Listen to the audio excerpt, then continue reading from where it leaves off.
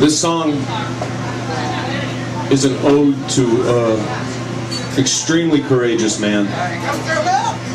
A man to whom we all owe a debt of gratitude, whether or not you're aware. This man, through the courage of his solitary actions, saved the bar that you and I are currently enjoying. And maybe even the whole town itself. That might not be an exaggeration. This is the legend of Sherman the Brave.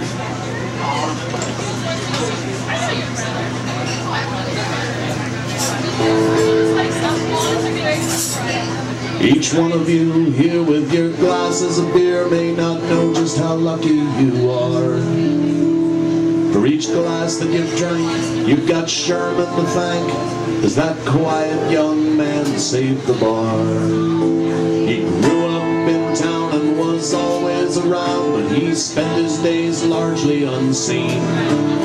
He never caused trouble, just ordered a double and sat by the popcorn machine. It was mid-afternoon on a Sunday in June when John McCree came through the door.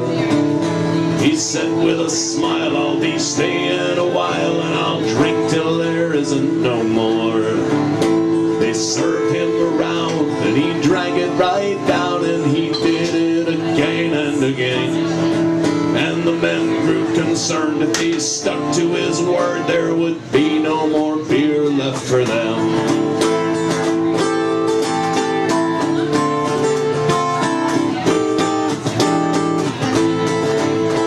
Well, Sherman stood up and he emptied his cup and he said, "You've a challenger here.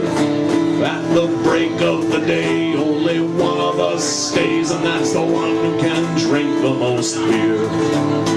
McCree said, "That's great, sir. Why must we wait for the morning time to come along?" And Sherman said, "Surely it's never too early, and I do my best drinking at dawn." The day was just breaking, and Ashland was shaken with what was about to commence. On the common, the mayor said some sort of prayer that didn't make very much sense. They stood at the table as best they were able, each staring the other one down. They knew without saying this game they were playing determined the fate of the town.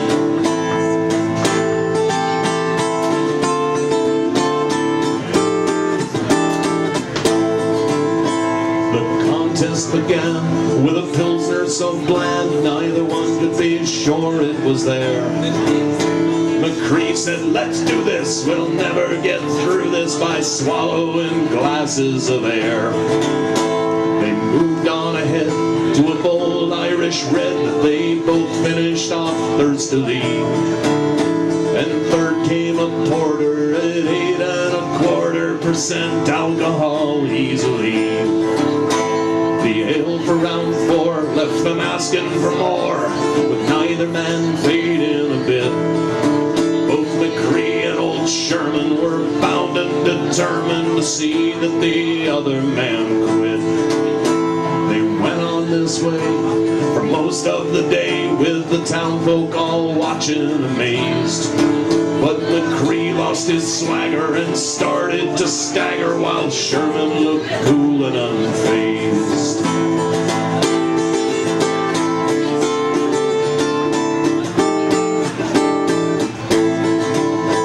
Round 28 brought them an apple concoction whose equal had never been found. If you'd given that cider one flick from your lighter, Main Street would have burned to the ground. McCree took a sip and he started to slip, but he righted himself just in time.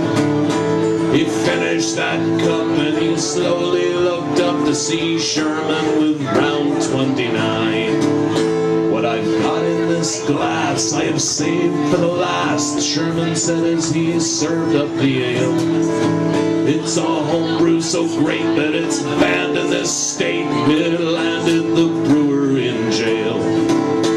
With a mischievous wink, Sherman started to drink, and he carefully emptied emptied his glass. But one whiff of the stuff, it was more than enough to put John McCree on his ass.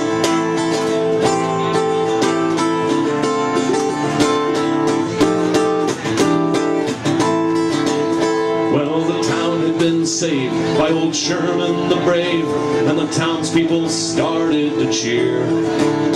And Sherman said, wait, we're all celebrating, well then somebody buy us a beer. And they said, tell us first, Sherman, how can you thirst and somehow still manage to stand? Well, it should take no explaining, I've spent my life training down at the old Common Man.